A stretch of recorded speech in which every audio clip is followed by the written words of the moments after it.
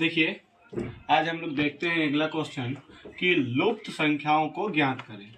तो ये इसमें जैसे कि देखा हुआ है 3 संख्या, तो इसमें लुप्त संख्या है कि वाट। यहाँ पे देखिए लुप्त संख्या, इसका मान ज्ञात करना है। तो इस वाट यहाँ पे ये जो लुप्त संख्या है यहाँ क्या आ जाएगी? 0, 1, 2, 3, इन तीनों चारों में से कौन यहाँ पे आएगा?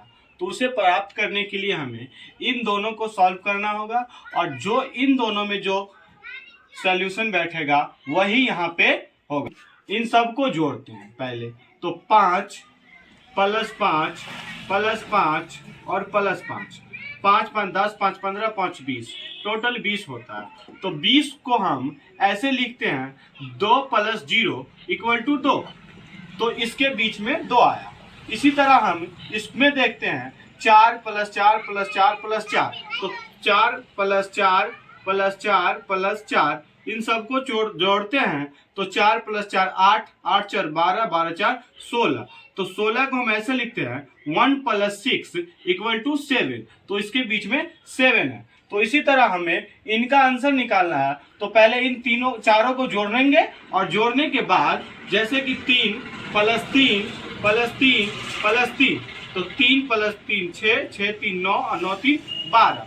तो 12 को हम लिखेंगे 1 + 2 = 3। तो इसका अर्थ हुआ कि यहाँ जो लुप्त संख्या है वहाँ पे क्या आएगा? 3 आएगा। तो हम देखते हैं कि ऑप्शन में 3 कौन से ऑप्शन में।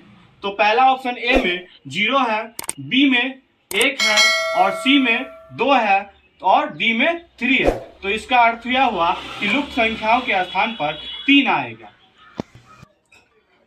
अब अगला क्वेश्चन देखते हैं कि लुप्त संख्याओं को ज्ञात करें। तो सबसे पहले हम देखेंगे तीनों में से लुप्त संख्या है कहाँ। तो लुप्त संख्या हमें यहाँ दिख रहा है कि वाट, क्या इसका मान निकालना है। तो जैसे कि यहाँ देखते हैं पहले में 3 4 5 6 और इसके बीच में है 60, फिर 2 4 6 8 और यहाँ है 24। तो इसी तरह 2 5 7 और 3, तो इसके बीच में क्या होगा?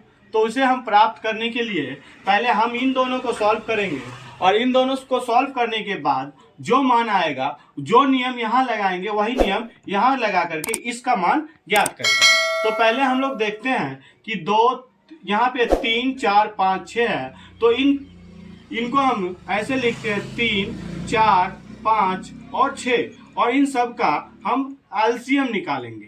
तो एलसीएम गुणनखंड विधि से निकालते हैं। तो इसका क्या निकलेगा? पहले 2 से लगाते हैं तो 3 2 5 और 3, फिर आप 3 से लगाएंगे तो क्या होगा? 1 2 5 और 1। तो इनमें देखते हैं कि आप तो नहीं लगेगा, तो 2 3 2 5।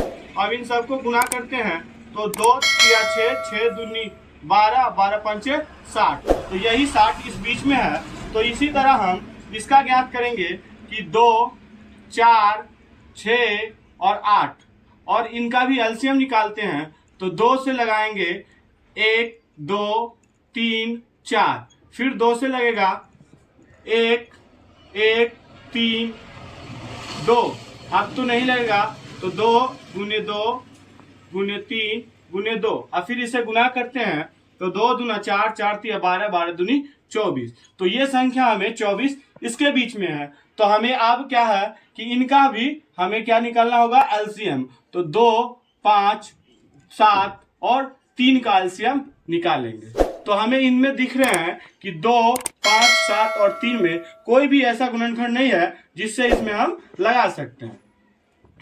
कोई भी ऐसा अंक नहीं है जो इसमें लगेगा। तो हम सबको गुना कर देंगे 2 × 5 × 7 × 3।